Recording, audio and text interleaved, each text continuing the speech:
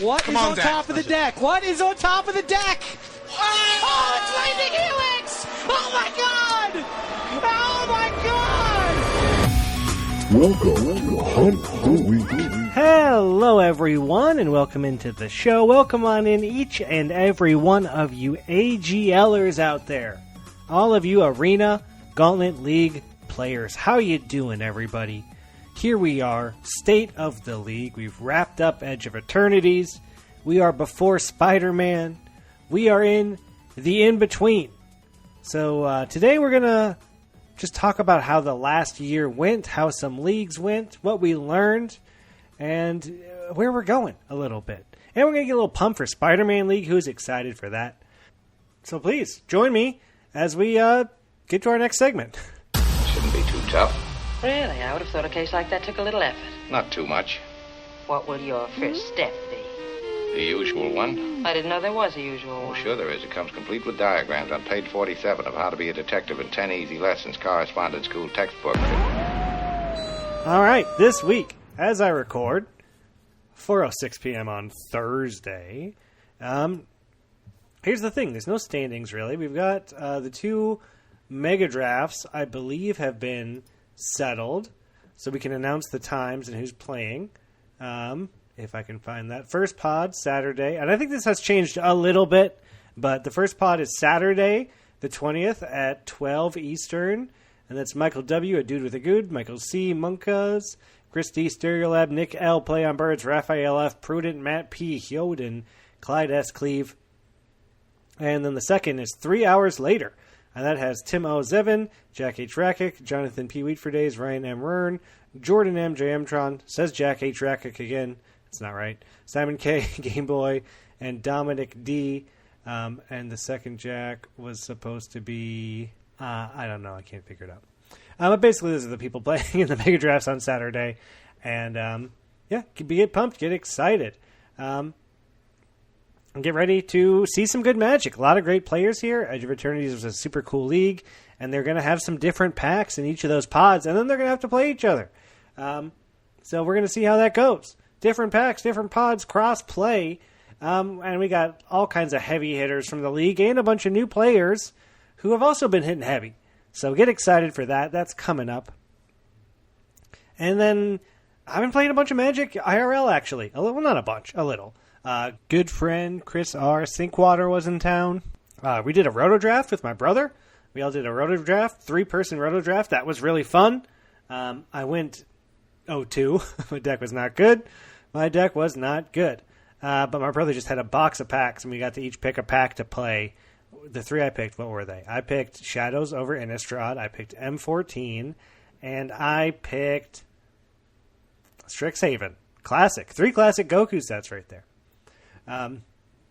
It was fun. It was a good time. And I got to teach my brother Roto, and I got to play Roto with Chris. We learned how to do that in the league together. That was really fun. That was really cool. We got to bring that into an IRL setting. Evans Miranda's Mega Draft of Madness had its finals, which I had made the top 8. I played in that. I won that. That was really cool. It was pointed out to me that after I won, it was my 3rd Side Quest Series Champion badge, which is a pretty hard badge to get. Evan felt bad because I already had it. So Evan gave me a special super secret prize. But that made me feel good to know that I'd won. I hadn't thought about it that way. I've won 3 side events, only 2 leagues, but I won a zombie league. We won the Blitzball tournament, and now I won the Evans Miranda's Mega Draft of Madness tournament. I'm in 3 rotos right now. I'm in the Metabot pod, which has been super fun, and that's the Chat GPT. Drafted the first half of our deck, and then we're drafting the rest of it. Really, we're just drafting whatever cards are left the whole way through, because I think we're at picks like 26, 27. It's like, I'm still picking cards that are going in the main deck. A lot of these first picks are not good. And I am in the Venom pod for Roto. That's been really fun. We're doing Spider-Man. I don't know how I feel about the Spider-Man set. I don't think I want to contribute much to Wizards for it. So I don't know how much I'm going to be playing Spider-Man outside of League. I've already been invited to a couple of pre-releases, and I don't know. I don't think I want to on this one. It just doesn't look good. That's just me. I don't know. But I'm excited for Spider-Man League, heroes, villains, custom packs. Looks like it's going to be super fun. I can't wait for that. You know I signed up quick. You know I'm going to be in there. We're over 100 players already. And Johnny has started his fantasy football side event. The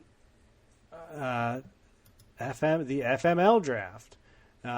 That's going on right now.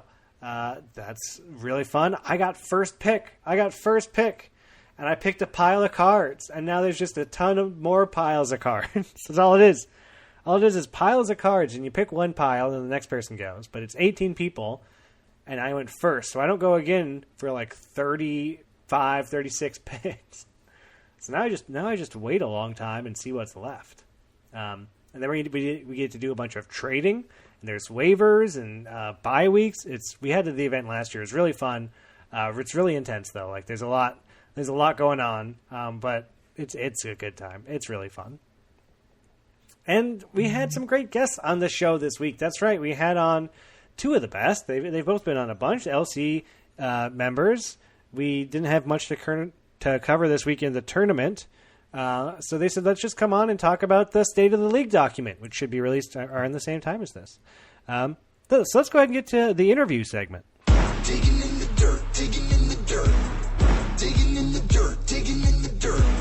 We're moving the earth. It's hard work, hard work, hard work. Digging in the dirt. That's right. This week I talked to Lotte, the birdie, great detective, Adam S. Wisma, Chocobo racetrack lover, and wrestling enthusiast.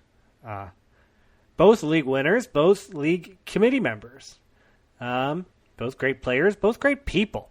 They both came on. We talked about the league. We talked about the document. We talked for a long time. Sorry, it's kind of a long one. But hey, enjoy the interview with Lotte and Adam now. All right, everyone, join me this week as we talk to none other than Lotte and Adam S. Wisma. Welcome to the show, everybody. Hey, John. Thank you. Hey, happy to have you both on. I had, curmudgeonly said in my last podcast, I don't know what I'm doing this week. There's no league going on. I don't know what I'm talking about. And Lotte said, you know what, John? Why don't you get me and Adam on? We'll talk about the State of the League document that's about to come out. And I said, that's the best idea in the world. I love that. So we got Adam and we got Lotte to talk about the last year of leagues. It was so exciting. I'm looking forward to it.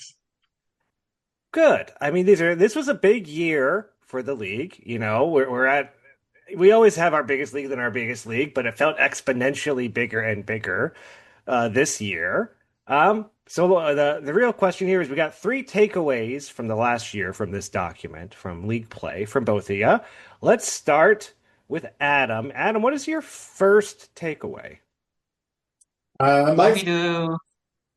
we do like a little introduction for people who the sure. document will be out Let's by the time that the podcast is out. So there's this 20-something pages document that mostly Adam wrote about all our takeaways from the leagues for the past year, basically. Yes. And we're just gonna if you're interested in league design, how the league is going, just read it's the state of the form, the state of the magic that Mark Rosewater puts out, except it's good and honest, and not corporate bullshit. So yeah, I recommend you read it if you think it's interesting. If you don't want to read 20-something pages about league design, well, then Adam and I are just going to do our little top 3 takeaways. Yeah, just listen to the podcast. I break it down. We make it easy for you. Throw this on, do the dishes, make your bed. You got things to do in your life that aren't magic, but while you do those things, you can listen to a podcast about magic, and it'll all work out. So Adam, what is your number? It's not number 1 because it's not these are in order. But what is your first takeaway from the last year? My first takeaway from last year was that expanding our league playoffs is sort of like was one of our biggest, most important challenges, and it showcased really what was great about us as a league, and also the big challenges, I think, of running a league. So we mentioned it a little bit already, but over this year we just had an enormous amount of league growth, and we managed to get ahead of it. Actually, like I look back on that period and think we really did a good job of heading off the expansion of the league and what its implications were going to be. Because, this most recent league that we just have wrapped up, we ended up with 288 players registered, even with expanded playoffs. So what we did to expand them was we doubled the number of people making top 8. We played around with a couple different formats, and we're still feeling that out. But we went to top 16 and do 2 mega drafts with a big grand finale on top of that. And already, I think this most recent league, we are seeing that playoff size be tested as maybe not big enough. Already. We already have players with 20 wins missing again. We had bummer. 2, I think, in the end, maybe more. Or I think we had 2 who missed and 1 player who was mathematically eliminated, even if they made it to 20, so they didn't bother trying. So, that's a challenge. That's sort of the cutoff that we set during discussions of this. The goal is to make sure that people who are not eliminated during league make the playoffs. Yeah. So I think it showcases really our changes there, that we can get ahead of problems, that we have a really smart team of people and a really engaged community. We're listening to what people are saying they're worried about, and we're able to get ahead of it. I think it showed how difficult actually making really big changes to the league is, because there was a really broad consensus that this was a big problem and it was looming. Mm-hmm. I think we were caught off guard by how fast it emerged, but we knew that having just a top 8 with 200 people was already really a lot more competitive than we were hoping the league would be long term.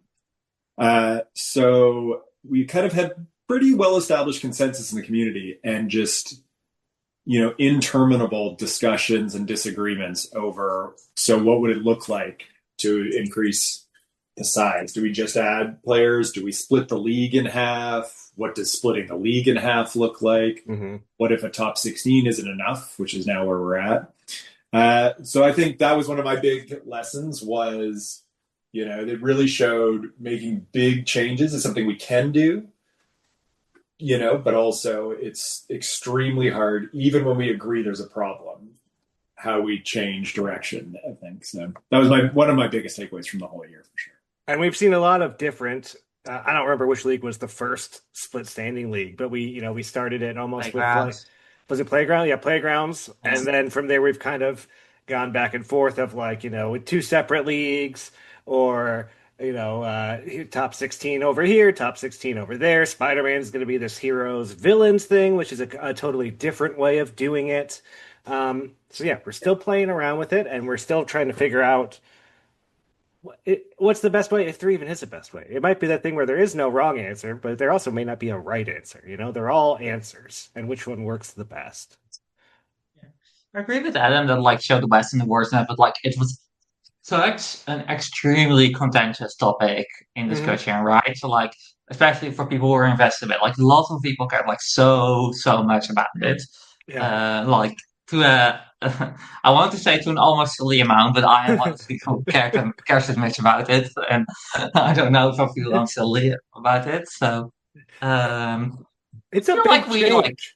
It's a big change. But I feel like we heard everyone. I feel like even not everyone happy with what we ended up doing.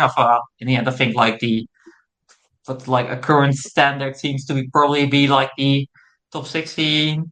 And most people seem to be at least okay with that. Yeah. But I think people felt here. People were happy to that we tried different things, even if we were having sometimes unconstructed discussion by how long they kept going on. Well, I think people like to see that you're trying something, right? Like, because even in Magic, when they make a weird or bad set, you go, well, at least they tried that thing, and like maybe it didn't work, but hats off to them for trying something different. Um, so even if we haven't figured out what it is, we all appreciate that you guys are trying to figure out a way to make, because yeah, the leagues are bigger and bigger. I don't know what's going on with Spider-Man if that looks like another giant one, but it seems like we got a lot of people signed up for Spider-Man already. So who knows? We might be breaking 300 sooner rather than later.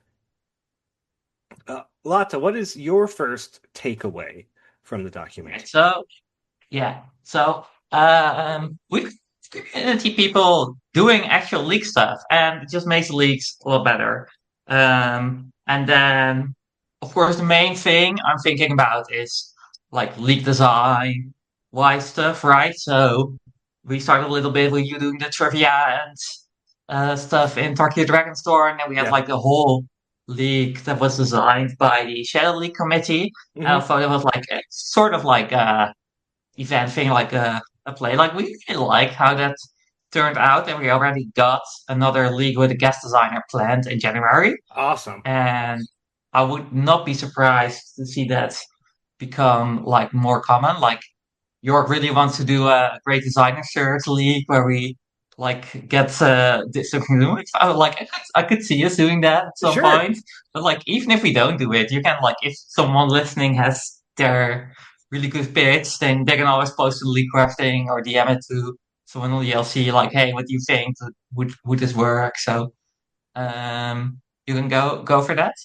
And then also for like less like vital but not unimportant things like we could do without, but like make everything a lot better. Like people writing the story beats for EOE Hmm. and um, people doing like being active on their ships, the mentor program, people putting time in that, and even some like non-league stuff. Like I know, like I'm not even playing the rotos, but to me, like what Miranda and Bob are doing, like feels like such an like integral part of what the server is about. Yes. And I know that Bob has said like, oh, like he said a couple times, like, oh, I think we should do like a sort of like expensive semi LC club to like help the LC out. Like we're already doing that, like unofficially a bit. Like people are just like going on that, and we have like really nice community, and I feel like it's become much more um like people have just been like chiming in where they get their energy, and I feel like we've been much better at like using the energy and the activity that's there in the community to like make the community better. I love that answer because you're right, especially in the EOE, like the planet descriptions, where like that's something the LC could have just done themselves, but you would have given yourself a lot of extra work, and it's real easy to say, hey guys, let's all pitch in on this, and maybe we can involve the community a little bit more, and then it's fun to read those when they come up and go, hey, who wrote this funny thing, or oh, that one was done by Niv Mizzet, man, that was a cool one. I can't wait to see the next one that they did that pops up, like. Um, yeah, the community has been, and I'll say, doing the trivia thing, that was great. I love all the different Dragonstorm things. I thought those worked really well. Um, and like, Johnny's brawl event, Johnny's, and again, the rotos, they're like clockwork. Every time there's a new set out, you don't even have to ask if there's a roto happening. It's kind of assumed at this point, right? That like somebody's running roto, and like so many people are going to set up. There's what, 3 different rotos for this time, so like people love it. They really do. Oh, can I like make a call if someone thinks like, oh, that's great. Like I would also like to do something similar for that. We're still looking for people who want to do a Shadow League every time. I Um, I love it. I thought the Shadow League was great. Like I really loved, even though like the rules were crazy and the trading and stuff was insane. I look back at the that. Zombie League, I mean, sorry. The zombie leagues. I'm a big fan of the zombie league slots. I think every league should have a zombie league. I'm a big fan of that. I just don't have the time to put them together. So please, whoever has the time and the ideas, we didn't have a zombie league for EOE, but with this many people, I'm sure they would love to be playing some more Magic. People always want more Magic. That's kind of the easy answer. And zombie leagues, they're fun. They're a fun time. Adam, let's go back to you. How about what was your second takeaway from this precious, precious document? Well, one of the bitter pills, I think, from the last year for me was the idea that we have to be really careful when we revisit league designs that were successful in the past. Okay. So, like the main case for this, but I think we saw it a couple of times. But the main case for this was the Foundations League, where we revisited our plane chase concept. Yes. And I think it's tough to say why. That was, I think, certainly our least successful league of the year in terms of players, how much they liked it, how many problems we had, and like not sort of superficial problems, but like really kind of core to the concept of the league problems. Which, to recap for people who weren't around for that, it was a league where every week we picked a different plane at random, and the plane kind of gave you stipulations about how the matches had to be played or how your deck had to be built, or they gave you a different kind of comeback pack, some combination of that stuff. And people were really, I think, sold based on their first time doing it, maybe also just based on the concept that this was going to be, like stipulation league. We were going to have crazy deck building restrictions, that your pool was going to really radically change. And I think that we didn't build it up to that enough. The planes weren't, that heavy on stipulations. We weren't radical enough. We left it up to chance too much. There's a lot of things we could look back at and say, well, okay, we didn't nail this. But I do think part of what happened underneath that is that revisiting a huge success and expecting it to sort of just be, a similarly huge success isn't enough. We really need to be pushing the envelope. We need to be changing the formula. And, it's not just Foundations League. I think we had a similar problem when we revisited factions a little bit. I think, Sure, yeah. I mean, there was less of a obvious problem or anything, but I do think we have some of these leagues that we hold up. Faction leagues are some of our favorites, and for good reason. But living up to that, legacy of we've had some of these amazing faction leagues in the past. Are we going to land there again? Can we improve on it? Can we innovate it? I think that's not automatic. Another one that's been like that has been team leagues where we do the sealed pool splitting, sort of diminishing returns on that concept. And it's hard to start with a baseline. People have expectations for a league design when you kind of say, now we're doing a faction, now we're doing a plane chase. Yeah. And sometimes there may be unrealistic expectations that it's going to be as good as the first time we did it, or that even just doing the same thing a second time is going to be fun in the same way, right? So I think that's something we have to really pause when we're revisiting something we did successfully in the past, and at least not take for granted that it's going to be just as popular or popular for the same reasons as we did before. Planes Chase, you build up so much hype before it starts up because you look at all the different planes. You go, wow, I can't wait to do that. Or, man, that looks so exciting. And, oh, boy, there's a big element of like a preview season almost with Planes Chase where we get to see all the different things that could happen. You're like, man, this could be so cool. This could be that. And it's like, and then you unbox it. And like for that Planes Chase, we just didn't hit like the right plane. So then it's like, well, it could have been great. It's like, but instead it's like this thing. Things just didn't kind of come together for the Planes Chase. But again, it's a lesson learned, right? Like chance isn't always a good thing, and Planes Chase, it's also one of those things that they don't come around a lot, and they are really exciting because we don't do a lot of stuff like that all the time where things are changing and so much. So I think everyone has an expectation where they want this thing, and they can feel let down, especially when it worked so well last time. When you go back to it, it's like, if it doesn't work as good as it worked last time, it's tough. Then you have so many people who weren't here for last time now, especially, it's like half the people in the league weren't here for the last Planes Chase, so they don't know. It's just a different kind of thing for them. I do think you've hit on quite a lot of the stuff there. I mean, it's not just Plane Chase that I'm talking about here, but Plane Chase really is a great example of this because I think what you're saying, like, oh, should we have left it up to chance, right? It's like when we're trying to recreate the sort of magic that we stumbled on the first time around, what was the recipe? Like, how important was it to randomly roll these planes as opposed to create something more structured or put some guardrails on so that there's some kind of logic or sequencing or whatever to the things we actually end up doing over the course of this league? Because the first time we ran this league, I think in retrospect, we were just incredibly lucky that we hit interesting planes, stage of development in the league.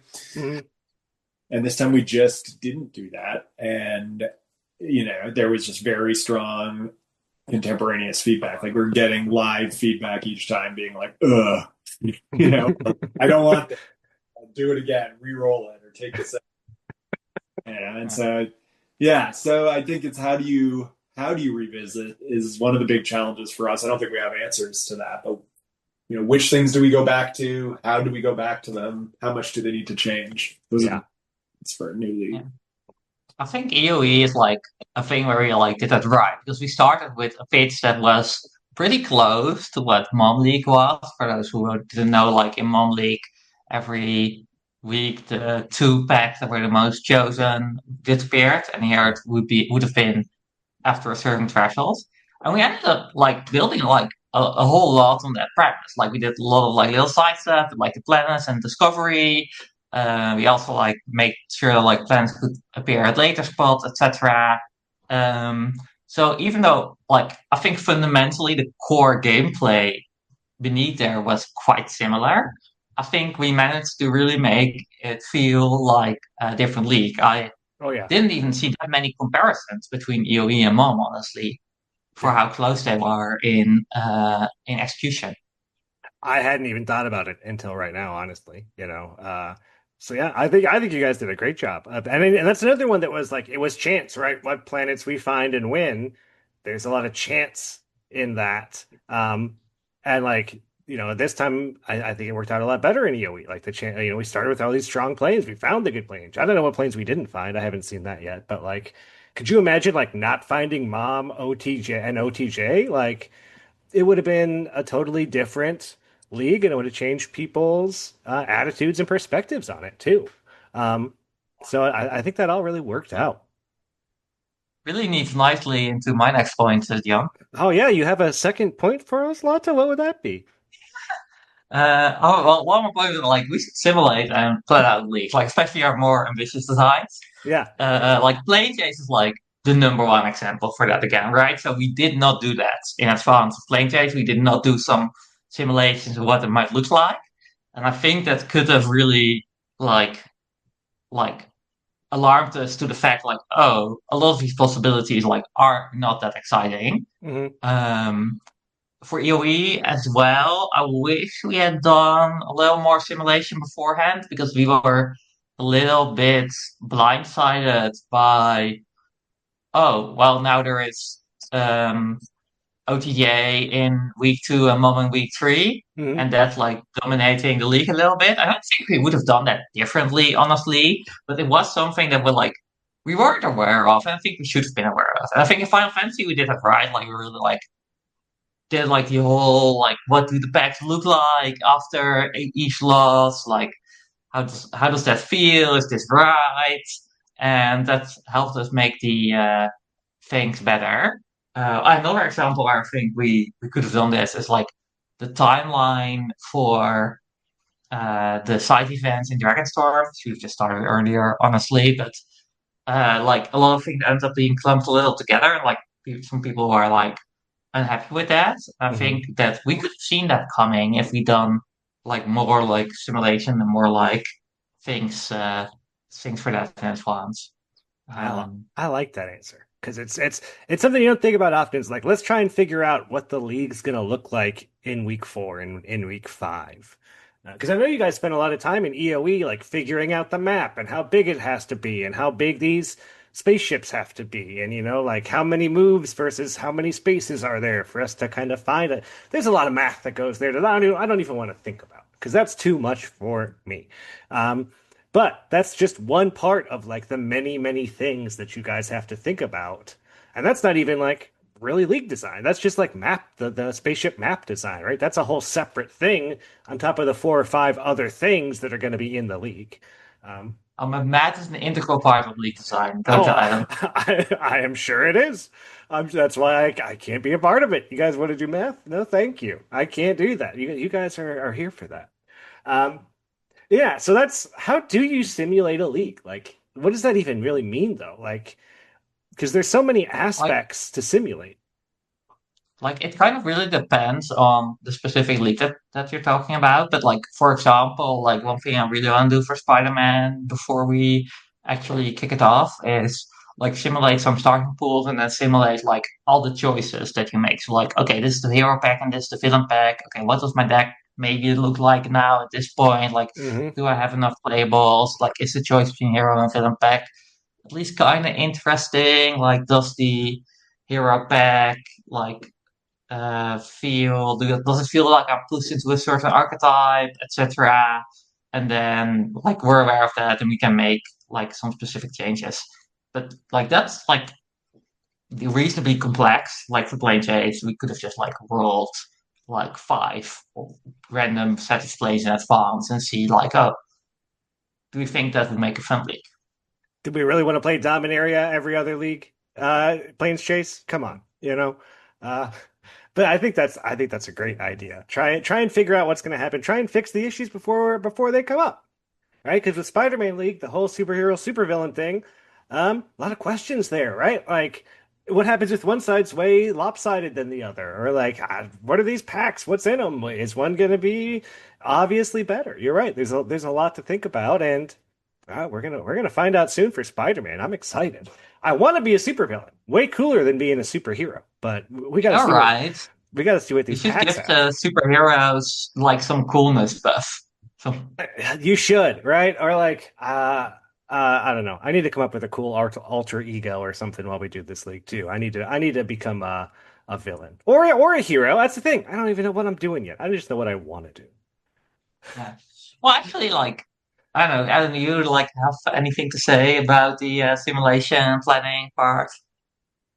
Yeah, I think it's a great idea, and I do think I think we do that a fair bit already. Like, I think maybe listening to it, Probably. you would think we're not doing that. I think part of what you're saying is that that's been a success often where we've done it well, and some of our failures come from not having done it enough. I mean, that part of the interesting thing about our design is some of the stuff is really we're hostage to fortune in this way. You know, like you're pointing out the split standings that we're doing for the next league, heroes and villains. Hmm. That really involves dynamic choices by players. We can maybe find ways of simulating that, but to some degree, we're stuck with what happens. I mean, we can find ways to simulate what's it going to look like if 70% of people choose to be heroes. Uh, and I think it's a tough balance between designing intentionally to be out in unknown territory Yeah. and finding ways to design around the absolute worst possible scenarios of that, right? Like, so in the EOE League, there were all these questions about, what if we don't find any planets? What if we use up all of the existing planets and people aren't actually searching for planets? They're doing weird other stuff or something, And I think so. I think there's like a balance. I do think we There are do. 200 reptiles in the league. Yeah. And we do anticipate a lot of that stuff. So I do think there's a degree to which we're anticipating, we're testing, sometimes actually by simulating stuff, like Steve running simulations of things, but sometimes just by really thinking it out or mathing out, what's it going to look like to have standings that are 70% of the league versus 30% of the league, where the cutoff's going to be. And so I do think, I think we've been successful at doing that, and we just need to keep really on that and expanding that into more areas, anticipating what could go wrong and then really checking before we dive in what's going to happen if this goes wrong or goes in a way we don't expect. And that idea is Yeah. kind of self-correcting in itself, right? Because if it's two separate standings and everybody's going to the one side, it's like, well, it's a lot easier to get into that other stand. There's only 40 people in villains. Hop over there, you got a much better shot. Like it should work itself out. In theory, yeah. Yeah, it's in theory if people think about it, but people don't read the rules, so who knows what's going to happen? You know, Yeah, I Adam. mean, like, if you don't, like, well, if you're, like, totally averse to taking risk, then you're not going to do much interesting tournament design. But I do feel like the risk we, like, are taking, but, like, try to, like, know what risk we're taking as much as possible. Yeah, I think as long as you're aware of it, you can kind of work with it. Because sometimes things happen. You go, oh well, we expected that, or we yes, that thing is weird, or yes, that thing is it's designed. It's by design, you know. Adam, what was your last takeaway from the document? So I think the story of the year for me, well, maybe there's a couple, but one of the core stories of this year is the growth of the league. Mhm. Why it's happened, what its effects have been, how we've handled it, all of that stuff. I touched on that a bit with the playoffs already, but I think I've also been really interested in like, well, what is making us so successful? Is it just random? Is it, that we're doing these new sets that people really like Final Fantasy brought a lot of new people into Magic. Yeah. Are those the people coming? And I think certainly to some degree that's a part of it. But one of my big takeaways from this year was that I think a lot of our league growth is down to us focusing relentlessly on player experience. Mhm. So what I mean by that is I really think over the last, not just this 1 year, maybe a bit beyond that, maybe to the last 2 years, we've really over time shifted the culture of the server to be much more, and the rules, the orientation of the things we're doing, all towards really focusing on, is this a good experience for players? And what does it even mean, right? Like to be a good experience for players. And so I think, examples of that are just in general, there's been a big culture change around how we communicate with players. We've gotten a lot better just at communicating, at doing announcements, at doing Reddit posts, things like that. That's kind of easy, but also just the tone we take with people, things like making our penalties for rule breaks be less harsh, less punitive, strong enough that they're doing the job of keeping the tournament honest, keeping integrity up, but also being less focused just on that integrity issue and also on, well, what's the experience of getting a penalty and losing your packs, right? In terms of a league that you're playing for a month and a half and you made this error. You played one too many matches. You missed a match 1 week because you were too busy, whatever it is. So we've really reoriented a lot of our stuff to taking feedback, communicating well, seeking out feedback. So not even just how we respond to the stuff people volunteer, but, I think Lotte has really driven a lot of surveying, getting information. What are people liking? Because a lot of these takeaways, that even the ones we're saying right now, some of that is just based on my own feeling, my own experience. But we also really have started gathering feedback so we can say, okay, well, this is what people actually really liked and what they really didn't like. Or a lot of vocal people were against this, but actually people are pretty mixed on it as an issue, right? So I think all of those things together really have changed the vibes of the server. They've changed, the way we deal with problems, the way we deal with other people in the league who are maybe acting in ways that are different. I think we've changed all of those aspects, and it's made the league just a place that people want to hang out and chat, want to input on league design, want to tell their friends to come and join. There's a lot more trust, I think, that if you have a problem with another player or something, that it's going to be dealt with in just like a more straightforward professional way. And that's just part of growing. Right? I think that's part of, if you're going to expand this way, even if that's not what's driving it, although I think that is what's driving it. But if you are going to expand, you have to, I think, be able to tackle problems in this way and be really focused on, making people's experience just fun in general. And I mean, I'm not saying it wasn't like this in the past. Lots of things about the league that made it so initially successful are that, it had a flexible schedule. Like that's exactly the kind of thing I'm talking about. That was kind of in the DNA of the league to begin with. And we've kept that up. Lots of times there's all these changes suggested by people, and we're always focused on, well, we don't want to make it so you can't find matches, or that's like a pain for people. We don't want to make the matchmaking too onerous.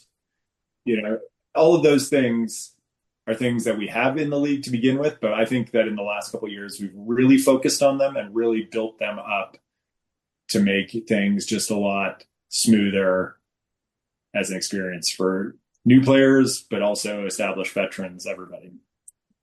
And again, the leagues have been fun. Things are getting those Final Fantasy packs. Oh, come on. Who didn't love those Final Fantasy packs, right? Like some of the most fun we've had in League in a long time. And that was just losing and opening packs. So yeah, things are getting better. Things are getting better all the time. And it is great to see the leniency of, not everything's a game loss, not everything's a disqualification, and you still get your packs if you entropy out, things like these small changes that go a long, long way. Iron Lawton, what was your final takeaway from the last year of League? Yeah. Oh, yeah. Gotcha. So, we just become much more flavorful. Like, uh, I'm sometimes watch this YouTuber, Jan Nicholson, which is great. He kind of really mocks the industry talk of things being immersive experiences in Disney World or whatever. But it's kind of what we're going for sometimes. Yeah. With the spacecraft map and also the crew, then you have your own little names and then the story for the agent race and really trying to make it feel like you were racing, etc. We've got a lot of positive feedback from that. I know that's a takeaway that we've tried to do more and more, and really has been unanimously positive feedback, I think. One of my favorite things, and it's so small, it's just when people in the server change their icons and avatars for things that fit what's going on. Totally. I love that. And I love that I picked Goku as my name because Goku does I can Google Goku anything and find a picture. So I got Goku Spider-Man right now. I had Goku Cloud for Final Fantasy, Goku in Space for EOE. And we've been doing that a long time now. But it's one of those that's a little thing that you can do as a community member that just kind of makes it a little better for everybody, right? And then I think the LC started to pick up on that, and now they design more to get the league more involved. And yeah, you guys are doing a great job with the stories, whether it's story snippets or the little small teams we have together in the ships. And then you've got the writing for the planets. You did a fun thing when the ships went away where this ship now stays in space forever alone or whatever. But you guys make it fun, and you keep people invested and involved, which I think is really great. Okay, let's go through, and we talked about the last year of League. I would like one thing, an expectation, a hope, a dream for the upcoming year of League. Adam, let's start with you. Moderate hot take. Is this a prediction, or I'm not sure, but it's a statement about the future. And that fact is custom pools and custom packs are the future of Sealed for us. Yeah. I think, I'm actually surprised we're using them again so fast. They're going to be in Spider-Man League. But that speaks to how amazing a tool it is we've developed. Yeah. So just broadly, what they are, custom pools is the idea of instead of doing 6 packs, we just tailor it a bit more. The goal is to bring down the variance level. Play boosters have sent variance way up. We can set the number of rares. We can play with whether or not we're going to use a bonus sheet. We can set the amount of, dual lands. We can do all kinds of stuff. We're just at the very beginning of what we can do with it. That's what custom pools are. Custom packs are this idea that was first tried out in Final Fantasy League, and we're now revisiting in Spider-Man, which is that instead of just packs of this set, packs of that set, we can start breaking out slots within our own packs. We can go wild with them. We can go pretty conservative, do something that resembles a pack, but is just like a bit more normalized. We have all these options. This toolbox, really, it's there. The tech is there. And it's just a question of how far we want to take it. We're still kind of dealing with what are the costs of doing this? Does it put people off at all to not be using traditional packs or traditional sealed pools? Is it too complicated for some people, for new players, things like that? So we're feeling that aspect out. But the benefits of this are huge. I mean, it means that we can do things like start with a much lower power level, increase the power of the comeback mechanics in each league, which has been hugely popular. A number of leagues this year have played with that, and I think it's a really big success. It means that we can really fix the ratio of offset stuff like chaos. We can trickle that out instead of having people dive right into other packs. It opens up whole other design space for us. So I think there's just a million upsides to this. We can lower the power level across the board, not just at the beginning of league, but also at the beginning of league, we can get that kitchen table magic feel that a lot of people think we've been losing as play boosters have really ramped up how many rares and powerful cards you get in, your initial sealed pool compared to even 2 years ago. Yeah. So I just think this is something I was hesitant about at first, and it has to be used carefully, but I think it's one of the most, I don't even see it as a mechanic anymore in the sense that lots of our things have been mechanics. I am starting to see it as just a thing that we could be doing all the time. Yeah. Not that we have to do it all the time, but that this could be our baseline, not like a special thing, but just, we are able to say, this, Spider-Man play boosters are bizarre. They're just really weird. They look insane. You guys got to fix it. We can't draft these packs. They're the worst case scenario, but really it does feel totally. like it's forced our hand in this case. And so obviously this is an extreme case. We're not usually going to be needing to compensate this much. Like what I'm talking about for Spider-Man is it's a tiny set, very small pool of commons, very small pool of uncommons, legendaries all over, tons of legendaries in the common slots. So when we're cracking, sealed pools for the roto drafts, we're seeing, 5 legendary commons in one sealed pool. And it's just like, why are we doing that? And a normal sealed pool will have the equivalent of one of every common card in it. Mm-hmm. So, for us, we do basically the size of nearly 3 sealed pools by the time you reach the end of the league. So you'd have 3 of every common on average, 2.5 of every common on average. That's obviously not ideal.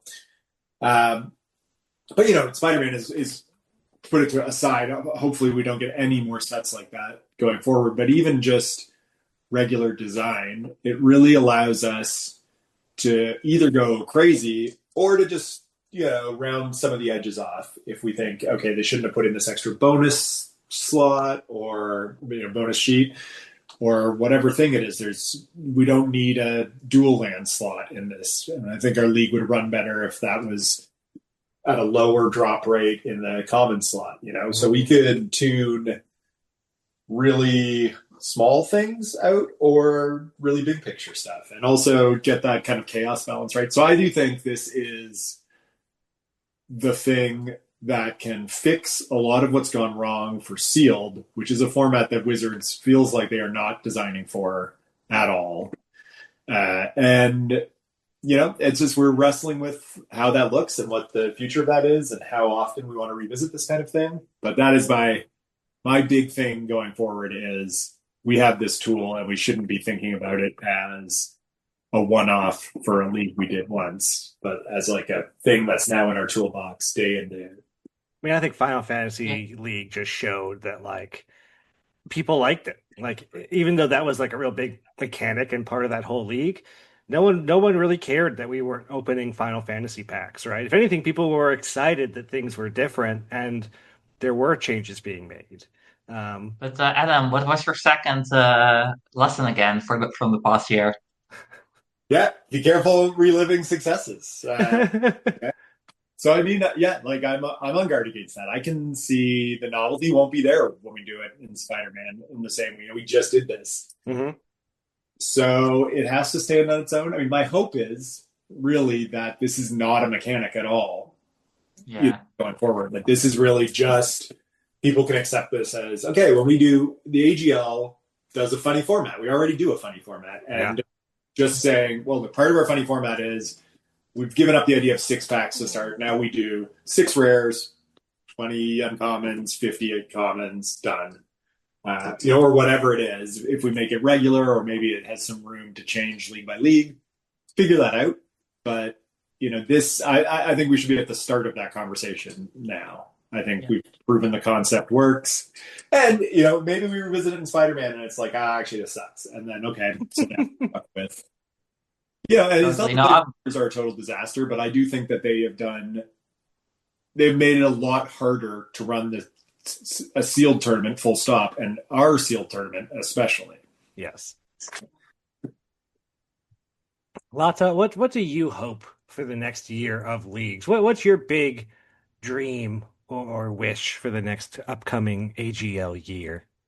Yeah. So before I said just want to say I'm not as custom pack built as Adam is, but I do agree. It's a super flexible tool, and I would not be surprised to see it coming up with some regularity. Mm-hmm.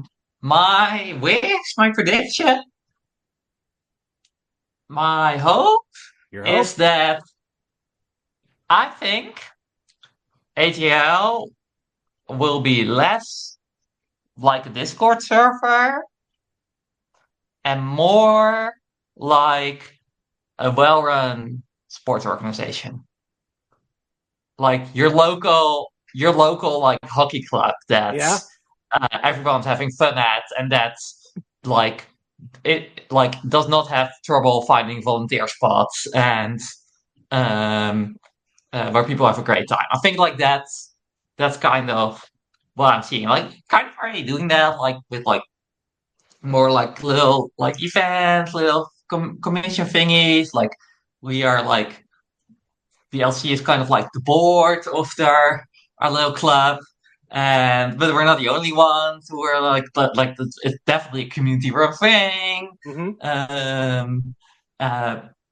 People are organizing people. I mean, I have before I joined the ATL, I was never really big involved in sport, but I did a really big student organization. That's actually the ATL is if the ATL keeps growing, then in a couple of months it'll be bigger than my student organization was. So, but I did a full-time board here for that, and it's kind of I take a lot of the vibe from that to the LC, and I do feel it's I like the community aspect a lot. Oh, and also the AGL cons help with that too, like the socializing and all the other stuff.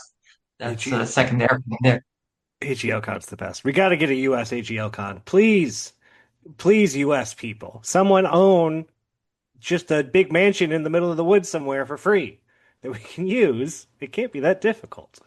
I love that. And I love how AGL has evolved, right? I feel I watch people now, what happens if I jump into the server right now? Is there anything going on? Maybe not, because it is downtime. But I have noticed the new kids coming in, and you got Nick A. Star, Nick L., the other Nick, you got John P. Wheat for Days, you got all these people that are always streaming and drafting, and I love it. I love just more and more people come in, different things. You got all the Winston stuff. I played. I taught my brother yesterday how to do a Winston draft because of the server, right? Because I learned how to do it in the server. We were just hanging out. He's like, "Man, I wish we could play Magic with 2 people." I was like, "You know what? We can." And that's something I learned just being on the server, because that's something that other people were interested in, and it's a cool, fun thing. We teach each other, we get better, and new things happen. It's so cool. All right, well, this is the longest interview ever, but we're ready for our league questions. Are you guys ready? Ready. All right, and most of these are designed for both of you. So we'll see how it goes. Our first question, Stephen L. Liminal Revolution. What are your favorite limited build-around cards in recent sets? Examples like Push the Limit or Smoky Lounge, Misty Salon, or even something straightforward with Sorcerer's Schemes. We'll just start with Adam, because that's how we've been going. Adam, limited build-around. Don't you say Chocobo Racetrack. Tempted. I got a couple. So mostly because we just played EOE, I'm thinking of Moonlit Meditation, which is like an aura you slap on something, and whenever you make a token, it makes a copy of the thing you slap the aura on. Yeah. Loved building around that. That's my favorite. Recently, I cannot remember a single other build around from time. Although I was also, when I first read the question, I thought Essence Reliquary from MH3, which is just an artifact that you can use to send stuff back to your hand. It sends the auras on stuff back too. Just a weird, hard to think of a use case for a thing that ended up having like a really good role in the limited format. And then my final thing in this answer is the Roto draft we did for Finn. I don't know if any of these cards are a traditional build around, but I drafted a Roto deck with like 5 Red Mages Rapiers, which like they go +2/+0 whenever you cast any non-creature. And then Tifa's Limit Breaks and Blitzball shots. And I was doming people without even real creatures. These were just 1/1 heroes with a thing that would go off. I could hit for 16 to 20 out of nowhere. Trample, beauty, like just chef's kiss. I don't know if those are build rounds. I think they are. Red Mage's Rapier, maybe that might be my like. It sounds like a weird deck because you would never really build that deck, right? Like, but it's like you can build that deck if you try. Tifa's Limit Break too. That doubles the size of creatures and just insane. And then you trample over. Two Tifas, yeah. The Blitzball shot did the trampling and like +3/+3. Yeah, so good. Lotte, what about you? I'm sure you've got some interesting ones. Weapons manufacturing from EOE. Yes. Like the thing that makes like munitions, what you like, and then find a way to sack. Like, I mean, like I love all the artifact things in EOE.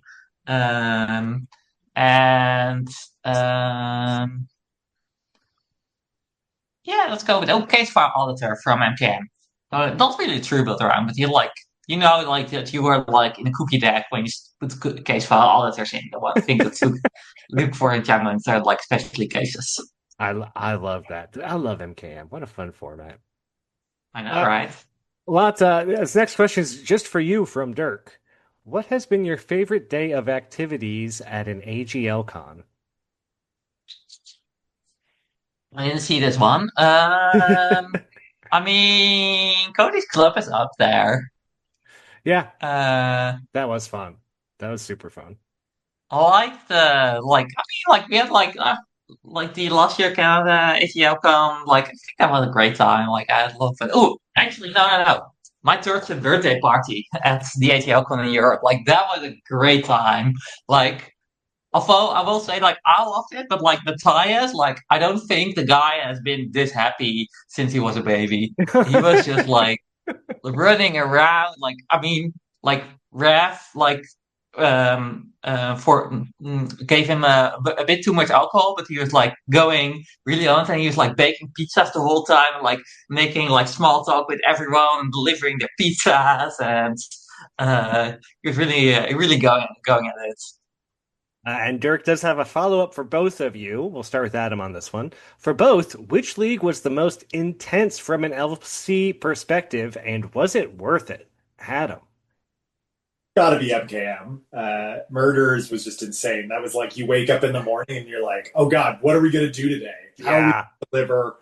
And like eventually we had a schedule and stuff worked out, but it was like for people who don't know, it was every day, all the time, constantly, whenever we wanted. We were hiding clues on the server. We were running little like puzzles, posting them. Some were like quick and easy. Some were like these massively complicated puzzles. And then the league started building their own puzzles and submitting them if you had solved enough puzzles.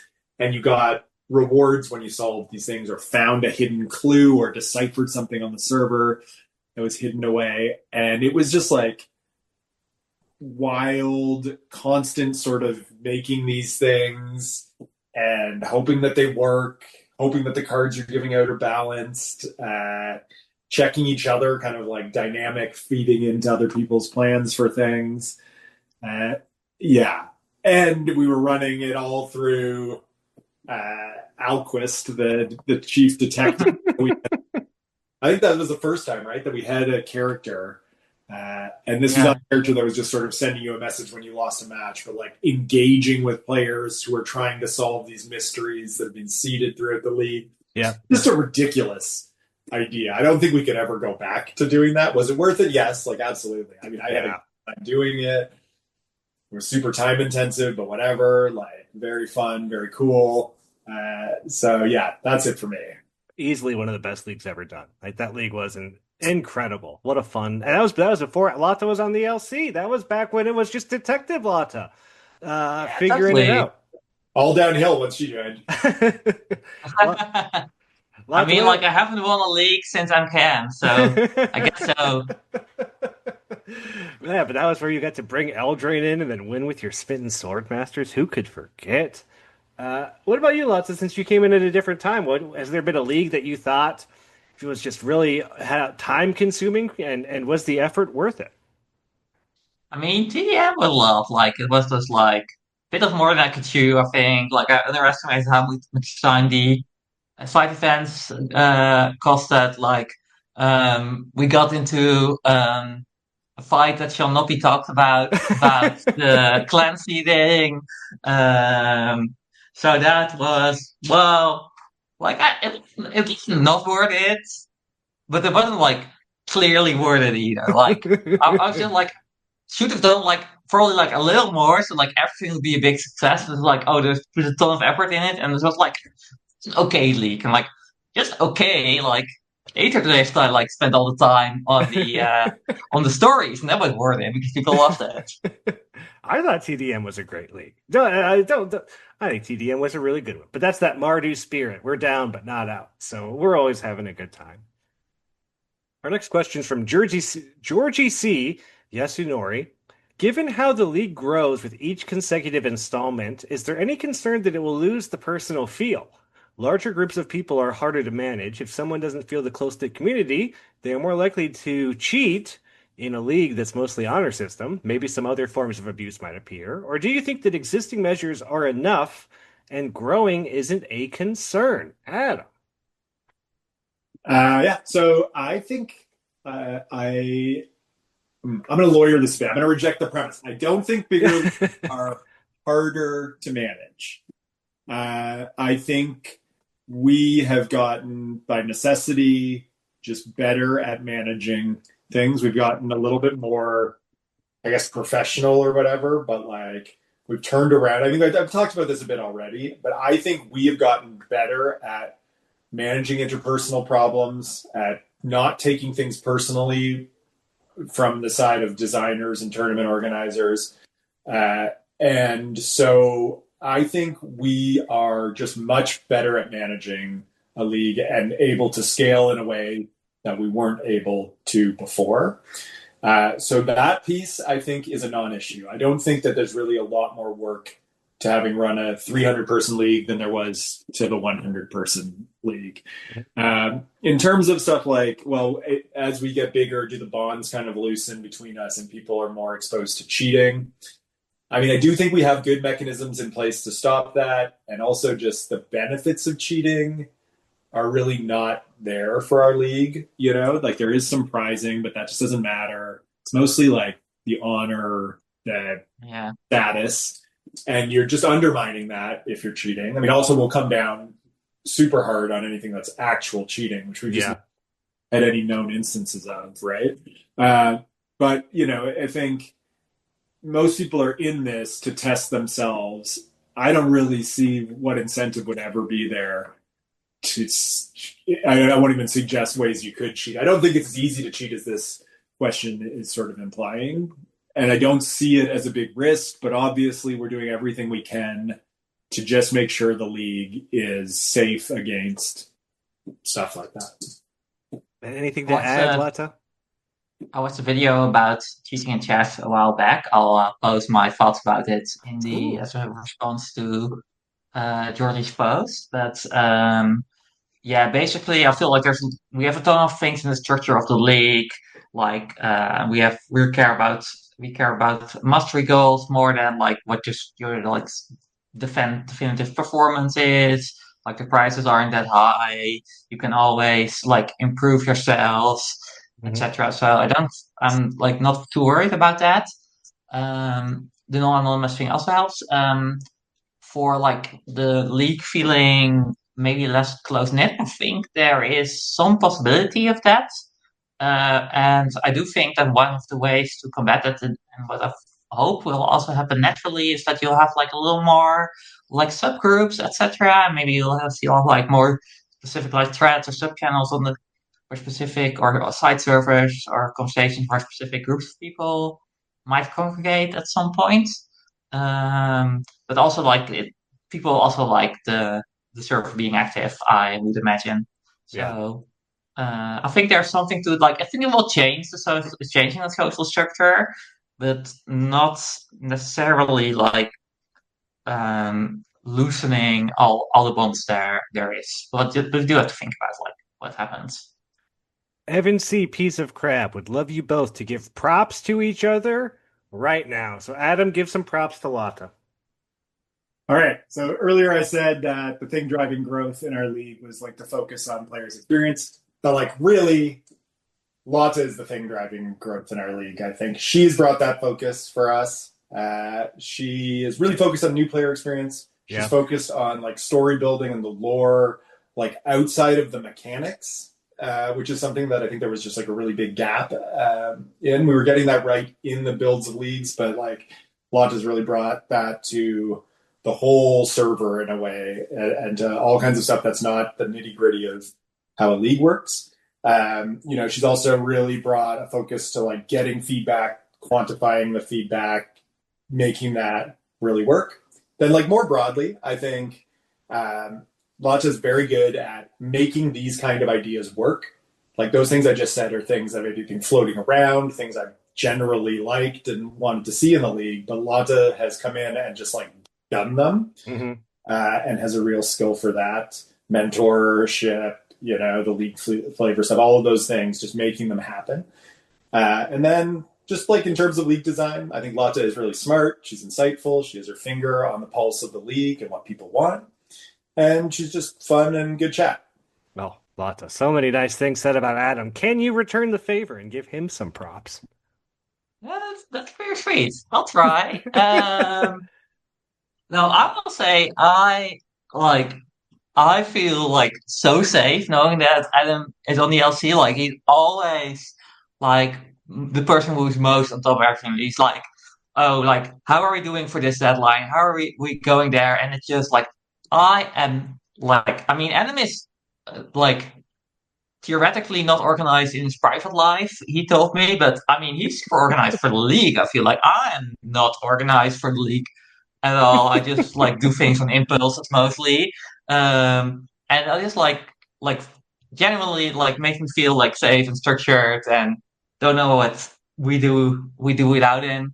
Also, I love that he is like he's so much fun and um it's really it really like rubs off on other people like especially like in the announcement like he's like being creative and then like he got like a little thing and he's like all giddy like typing it up for 2 days before in the league channel and then he comes on and people like are like giving compliments on it and they're getting enthusiastic by it and then like that's like love that it's super good for you and he's also like he is like super creative and also like very um I don't just like he like does like he thinks of everything I feel like from the first principles. He is like not super influenced like less influenced than most people by other people. So he has a ton of like his own opinions, his own thoughts on everything with his bow, like super good for league design and also just makes him like a really interesting person. Like I really like getting to know him. I like think he is. Just makes the world a little bit interesting. I do kind of wish he was like 20% less stubborn, but nobody's perfect. And yeah, also he has great stories. And oh, and also one more thing. Adam, when he talks about his kids, is like the sweetest thing ever. Like this, just like so much like love and like sees like he genuinely sounds like I like um he makes his kids kind of sound like the coolest persons in the world, like the most like interesting and nicest persons there is. Like I think that's pretty good. Like I appreciate that attitude. Aw, you guys are so nice to each other. Adam, stop being so stubborn, okay? That's all we're gonna. That's my takeaway. I'm not saying that. Like I think he should be stubborn. I think he should just be a little less stubborn than he is currently. Okay. Adam, any response to that? Can't stop, won't stop. All right. We are getting a little low on time, so let's just try to go through these last questions just a little quicker. Not that you guys haven't been. You've been great. It's just been a long, long show with a lot going on. Richard K. Preacher, favorite card that makes a food token? Adam. Personal answer is Academy Manufactor. Drafted a lot of MH2. Having it, the only commander deck I ever built, which is a Prosper treasure deck. It just spits out. If you make a food, it also makes a treasure and a clue or whatever, vice versa. But like league answer is the Polar Werebear. Go greatest. That does make a food, doesn't it? Does it make a food on ETB? Is that it? Does make a food, and it uses the food. Maybe it doesn't make the food. Oh, I could be wrong, but it might make a food. Might just convert the food. It's a food card. We don't have time for this. I'm not looking it up. Lotte, your favorite card that makes a food token? Stupid Sachi Oko. Oko? Which one? The first one? Did the second one make food? Definitely. Yeah. Stupid sexy Oko. Oh my god. You know, I did an OTJ draft this week where I first picked Oko and I went 0-3. And I thought that's illegal for that to happen. I wasn't splashing. It was blue green. And I never drew it once. And I never played it once, and it felt unfair. Well, the problem is that you were playing blue green and OTJ. But it's Oko. That's true. Cody Race, favorite food that isn't already a card, and what would that card look like, Adam? Big potato chip fan. I'm saying like actual potato chips and food tokens. I love it. Eat them when you crack them. It's like cross-brand synergy. Get Pringles in on this. We're done. You're eating the token. I'm available for this for the right price. It's a good idea, Lotte. What about you? I feel like a meta table, like Middle Eastern, like kind of tapas style, like little thing, like it would look beautiful. Like they generally look super beautiful. I don't think those are endless yet. I like that. That sounds great. Jack H. Racket, let us hear about your biggest triumph and failure in league design this year, Adam. All right. You've heard about some of my triumphs. Custom packs, I drove that pretty hard. Custom pools, I drove that pretty hard. Expanding the playoffs, yeah, I was big forward there. But you haven't heard about the DFT racetrack. Let's go. That's that a cool was one. my vision. Some smart people made it actually into like an amazing thing instead of just a thing I was saying out loud. But still, my vision, and that was a huge success. And the the Pioneer Masters pool Christmas present selection. That was cool too. No one believed in. Everybody was like, this is ridiculous. This is no different than rolling a pool. It just introduces weird complexity. I was like, people want to open Christmas presents on Christmas Day. Yeah. Do it. Just somebody roll these packs. Take this picture of Christmas presents. Slap some numbers on it. Let's go. We're shipping it this way. Yeah. That was fun. Vindicated. Yeah, you got there. You got there. Oh, and biggest failures, like not catching Foundations is going to go off the rails and not convincing the LC to fix it like in the middle of the league. We should have fixed it week 2, week 3. Should have just said, we're getting rid of 80% of these. We're doing these. Yeah. That was my biggest failure. Still don't have people on board with that. Your biggest failure is not convincing us. Like, I love how humble you're being right now. Not stubborn enough. Lotte, takeaways from the last year, your wins, your losses. Biggest win, getting Steven on. Biggest loss, not making PlayStation enough. Plains Chase, really, that was one of the first leagues of the year. And man, we still look back as the league that could have been, right? Caleb G, why not? If each member of the LC was a basketball player, who would they be? If you got answers for this, just spit them out. No. I can't name a single basketball player. Like I can, but like 5. All right, Lotte, do you know how are you with basketball? American basketball. I guess basketball's the same everywhere, but Yeah. Well, I was thinking that like Adam would be the coach. Adam's the coach. Okay, yeah, I could see that. And then everyone else is the Pistons from the '90s, probably. That's what Yeah. I'm Jordan is like a 2 meter. Like Jordan is like I don't know, who's a good player, LeBron or something. I also don't know enough about this. Man, Caleb, you stumped all 3 of us because none of us follow basketball. I want to do Ninja Turtles. Steve is obviously Donatello. Adam can be Leonardo. Jordan, is he cool but rude or a party dude? Maybe there's not enough turtles. And Jack's probably Raphael. I don't know. Last questions from Raphael. Look at this. F. Prudent. What is Lotte's favorite NFL team? Can I say a college football team? Yes, you can.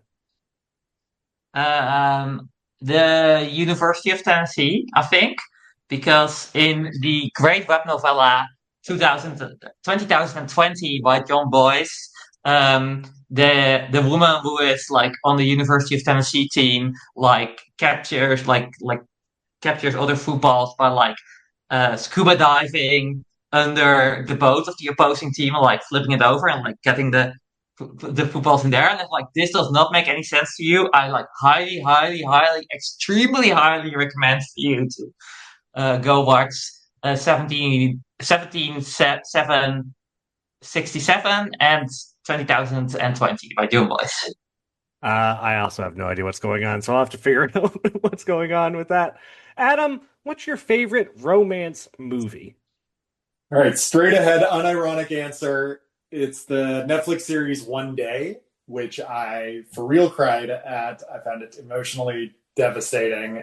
There is a movie version of that. I haven't seen it. I think it's Keira Knightley. But One Day on Netflix. Check it out. My hipster pick, though, would be like Sunshine of the Spotless Mind, The Eternal Sunshine. Good one. That is just like awesome. That's not hipster. That's cliche.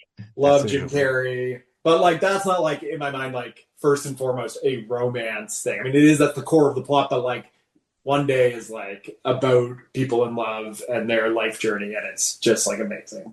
I think if you sat someone down on Valentine's Day and said, "Hey, I have a really romantic movie for us to watch. It's Eternal Sunshine," there might be some feel bads there at the end of that.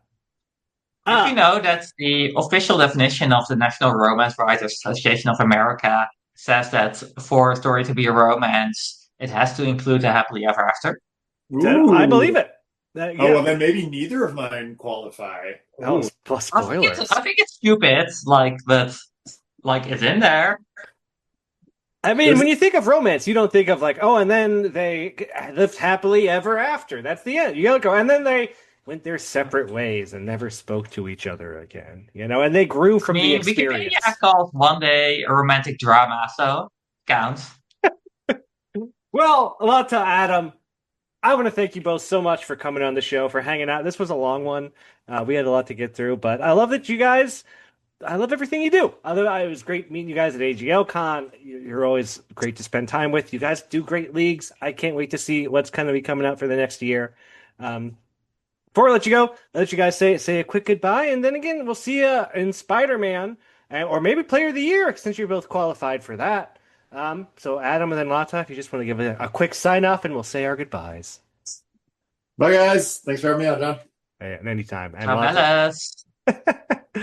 right, we'll see you here in Spider-Man. Are you a villain or are you a hero? We'll figure it out. And until then, I guess this is Go Home. Always great having them on. I love just talking about league stuff and design, development. Looking back is really fun, and remembering the leagues that you've done in the past. Because it's easy. We do so many, and it's easy to look back and go, yeah, Duskborn was sweet. And then, yeah, Chaos or Plains Chase wasn't sweet. It's fun to look back. I remember Brawl League. Brawl League was fun, and it was also not fun at the same time. There have been great leagues. There have been bad leagues. We're going to talk about MKM as being probably the best forever because it was amazing. But the last year of leagues has been great. There's been way more wins than losses. Lots of gains in the community. Lots of great tournaments. 2 top 8s from Goku or Go Home. It's been a good time. It's been a great year, and I can't wait to see what we got coming up next. There's more and more content creators popping up on the server, more and more side events happening, and just more and more people coming in, doing drafts and chit-chatting and talking, and the community's as good, if not as great as it's ever been. So it's a great time to be an AGLer. It's a great time to be a limited Magic player if you're here. And it's a great time to get ready for Spider-Man League. Are you a hero? Are you a villain? What's in these packs? Let's figure it all out together. Let's choose a side and let's win this thing. Let's top 8 it together, and we'll both be the best. All of us together at the same time. We're all going to tie for first place somehow, because one standing is going to be everyone on the hero side is going to be 30-0, and everyone on the villain side is going to be 0-30. That's how it's going to work out. And everyone's OMW will be exactly the same. Until then, I hope you guys enjoyed the show. I hope you're enjoying being a community member. And if you want to change, or if you're not enjoying it, say something. That's how we change. It's how we get better. It's how my show gets better. You want me to change something about the show? Say something. You want to contribute to the show? Just start doing it. That's what Kevin just started doing, and now he's on all the time. You got an idea or something, just say, hey, John, I'd love to do this thing. I don't really say no to stuff. And I hope you get to keep a good 7, because that's what it's all about. All these roto drafts, all these cards. Spider-Man coming up.